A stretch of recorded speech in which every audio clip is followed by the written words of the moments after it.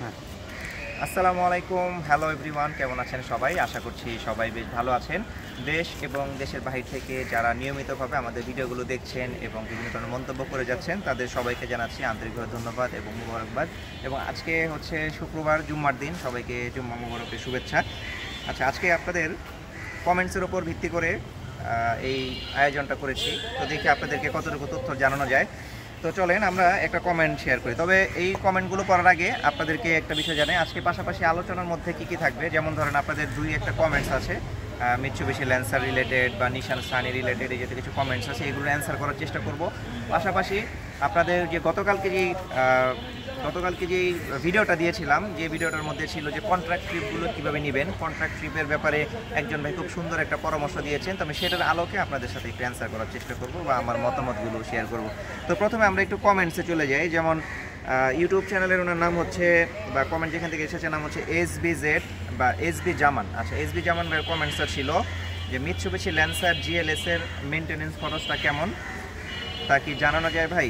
আচ্ছা, আমি চেষ্টা করেছিলাম যে মিৎসুবিশি ল্যান্সার ব্যবহার করেন এমন একজন পার্সন বা পরিচিত আমার ছিলেন, ভাই ব্রাদার। তো তার সাথে আসলে যোগাযোগ করতে পারিনি সেভাবে, কারণ আমি নিতান্ত খুব বিজি ছিলাম।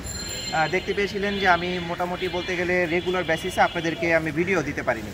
আচ্ছা, তারপরও আমি ওনার সাথে অনলাইনে বা ফোনে যোগাযোগ করে যতটুকু জানতে পেরেছি, পাশাপাশি তিনি যেহেতু আমাদের পার্শ্ববর্তী এলাকার গ্যারেজের মধ্যে ওনার গাড়িটা সার্ভিসিং করায়, তো সেই পারপাসে আমি আপনাদেরকে একটু মতামত জানাই। দেখেন, মিৎসুবিশি ল্যান্সার গাড়িটার প্রথমত হচ্ছে এই গাড়িটার ব্যবহারকারী বাংলাদেশে কিন্তু খুব সীমিত। যদি আমরা টয়োটার সাথে কম্পেয়ার করি বা হোন্ডার সাথে, বা যদি দেখা যায় আপনার নিশান গাড়ির সাথে, তো মিৎসুবিশির ব্যবহার কিন্তু খুবই কম। এটা শৌখিন পারপাসে অনেকে বেশিরভাগ ব্যবহার করে, বিশেষ করে ল্যান্সার গাড়িটা দেখা যাচ্ছে আপনার অনেক ক্ষেত্রে গভর্নমেন্টের অনেকগুলো গাড়ির ক্ষেত্রে দেখা যায় মিৎসুবিশি ল্যান্সারের গাড়িটা ব্যবহার করা হয়। তো সেই ক্ষেত্রে এটার ইউজার রিভিউ কিন্তু খুব কম। অনলাইনেও যেটা ঘেটে দেখেছি, ইউজার রিভিউ খুব কম।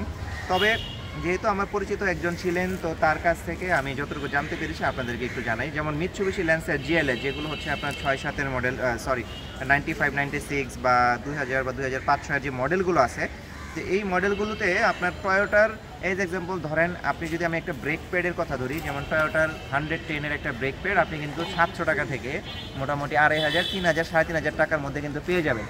কিন্তু মিৎসুবিশি ল্যান্সার GLS এর ক্ষেত্রে আপনাকে কিন্তু ওই 2-3 কোয়ালিটির পার্টস ব্যবহার করার কিন্তু সুযোগটা নেই। যদি করেন আপনি করতে পারেন, বাট যদি ব্যবহার করেন আপনার গাড়ির ব্রেকিং পারফরমেন্স কিন্তু অনেক বেশি খারাপ হয়ে যাবে বা কমে যাবে।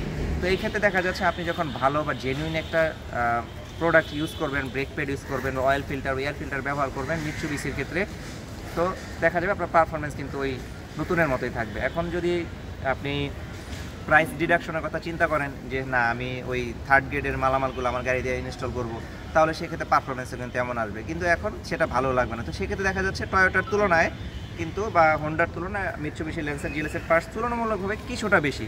অনেকে যারা এফোর্ড করতে পারে তারা এটা ব্যবহার করতে পারবে। এরপর যেমন ধরেন ইঞ্জিন অয়েলের প্রাইসের ক্ষেত্রে দেখা যাচ্ছে আপনার মোটামুটি সিমিলার, মাল্টিগ্রেড বা সেমি সিনথেটিক, এগুলো মোটামুটি সিমিলার। তো এটা আপনারা ব্যবহার করতে পারেন, সেক্ষেত্রে কোনো ধরনের সমস্যা নেই। বাট পার্টসের ক্ষেত্রে যদি আমরা ধরি, যেমন ধরেন আপনার ব্রেক প্যাডের কথা বললাম, আপনার এই ক্ষেত্রে আছে সেটা হচ্ছে গিয়ার বক্সের যদি কোনো ফাংশনাল জিনিস লাগে, বা বেল্টের কোনো কিছু লাগে, বা এসি রিলেটেড কোনো সার্ভিসিং বা পার্টস বা এলিমেন্ট যদি লাগে, তখন কিন্তু দেখা যাবে আপনার অন্যান্য যে মডেল বা ব্র্যান্ডের গাড়িগুলো আছে সেই তুলনায় কিন্তু খরচটা তুলনামূলকভাবে একটু বেশি। তো এই ব্যাপারগুলো মাথায় রাখতে হবে। তো আমি চেষ্টা করব যে আমি কিছুদিন আগে যে পার্টসের দোকানের একটা রিভিউ দিয়েছিলাম, আপনার বিভিন্ন পার্টস বিক্রি করা, বিশেষ করে টয়োটা নিয়ে, আমি সেখানে আবার যাব। সেখানে গিয়ে আমি মিৎসুবিশি এবং নিশান নিয়ে অনেক কৌতূহল আছে অনেকের, নিশানের ভিডিওগুলো আমি আপনাদেরকে জানিয়ে দেওয়ার চেষ্টা করব। আচ্ছা, যে আরেকটি টপিক নিয়ে কথা বলতে যাচ্ছিলাম, সেটা হচ্ছে যে ট্রিপ কন্ট্রাক্টের বিষয়ে গতকালকে আমি ভেঙে ভেঙে জানিয়েছি যে আপনারা একটা গাড়ির বডি ভাড়া, একজন ড্রাইভারের ভাড়া কত টাকা হতে পারে, রাস্তার যে রোড কস্ট যেটা বা রাস্তার খরচ বাংলায় বলতে গেলে, এটা কত টাকা হবে, কোন কোন খাতে টাকাগুলো আপনি টোটাল টাকা থেকে ভাগ হবে, আমি এবার জানিয়েছি। একবার কমেন্ট করেছিলেন গোলাম মোস্তফা ভাই খুব সম্ভবত, তো উনি জানিয়েছিলেন যে যদি 25 টাকা প্রতি কিলোমিটার হিসাব করি তাহলে কিন্তু হয়ে যায়। আসলে এভাবে যখন আপনি জেনে যাবেন বিষয়টা, যে আপনি যখন ঢাকা থেকে কুমিল্লা বা ঢাকা থেকে জামালপুর 5000-7000 ট্রিপগুলো নেবেন, তখন কিন্তু আপনি নিজে জেনে যাবেন যে হ্যাঁ, আপনার ড্রাইভারকে কত টাকা দিতে হবে, আপনার রোড কস্ট এখানে কত টাকা আছে, আপনার গ্যাস খরচ বা তেলের খরচ কত টাকা আছে, এগুলো তখন আপনার জন্য ওই এক বাক্যে হিসাব করে, মানে মুহূর্তের মধ্যে আপনি বলতে পারবেন যে এত টাকা ভাড়া হবে। এই জন্য আমি ওই ভিডিওতে চেষ্টা করেছি যে পার্ট বাই পার্ট, যে একটা 5,000 টাকা ট্রিপের মধ্যে এই টাকার অ্যামাউন্টগুলো কোথায় কোথায় কোথায় ভাগ হবে। আর একটা যে বিষয় হচ্ছে যে ভাই দেখেন, আমি যে খরচগুলো জানিয়েছি সব জায়গায় কিন্তু 25 টাকা প্রতি কিলোমিটার এমন হিসাব আসবে না। কোথাও কোথাও কিন্তু আপনাকে গাড়ির তেলেও চালাতে হবে। যেমন ধরুন রাজশাহীতে যদি যেতে হয়, অনেক ক্ষেত্রে দেখা যাবে সেদিকে কিন্তু আপনার তেলের গ্যাস পাম্পের সংকট থাকে, তখন কিছু কিলো কিন্তু আপনার 50-100 কিলো তেলে চালানো হতে পারে, তখন কিন্তু ক্যালকুলেশন চেঞ্জ। আবার ধরেন আপনি যদি বরিশাল বা খুলনা এই জাতীয় রুটগুলোতে যান এবং আপনার গাড়িটা যদি সিএনজি চালিত হয়, তখন কিন্তু আপনার ওই টাকার হিসাবে 25 টাকা কিলোমিটার কিন্তু মিলবে না। টোলের হিসাবটা সেখানে আছে, পদ্মা সেতুর টোল থাকবে। টোলের বিষয়টা আমি জানিয়েছি যে এটা সাধারণত যাত্রী ওনারা পরিশোধ করে থাকেন, বাট আসার সময় তো আপনার 700 টাকা বা টোটাল মিলে আপনার 1400 টাকার মতো বা এমন একটা টোল দিতে হবে। তখন এই টাকাটাও কিন্তু ওই ভাড়ার মধ্যে, রিটার্ন ভাড়াটার মধ্যে কিন্তু আপনার যুক্ত হবে। তো সেক্ষেত্রে আপনাকে হিসাব করতে হবে, যেখানে আপনার তেলের ব্যবহার হবে সেখানে আপনাকে কিন্তু আলাদাভাবে হিসাবটা করতে হবে যে আমার যেহেতু তেল লাগবে এবং গ্যাসের খরচ হবে, সেটা মিলে আপনাকে কিন্তু একটা হিসাব দ্বারা করাতে হবে। তো ওই ভাইকে ধন্যবাদ জানাচ্ছি যিনি আমাকে কমেন্টসে জানিয়েছেন ভাই 25 টাকা প্রতি কিলোমিটার হিসাব করলে হয়ে যায়।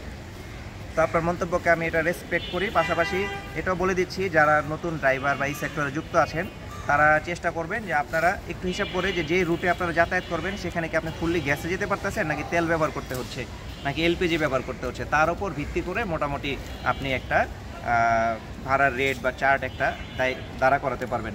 তো এই হচ্ছে মোটামুটি একটা বিষয়। তো ওই ভাইকে আবার ধন্যবাদ জানাচ্ছি। এই নিয়ে তারপরে যদি আরও কোনো পরামর্শ বা জিজ্ঞাসা থাকে তাহলে কিন্তু আমাদের সাথে আপনারা প্রশ্ন করতে পারেন, জিজ্ঞাসা করতে পারেন। তো আজকে এখানে এই ভিডিওটা শেষ করছি। সবাই ভালো থাকেন। ড্রাইভিং এক্সপার্ট জুনাইদ চ্যানেলে থাকার জন্য আবার ধন্যবাদ জানাচ্ছি। আসসালামু আলাইকুম।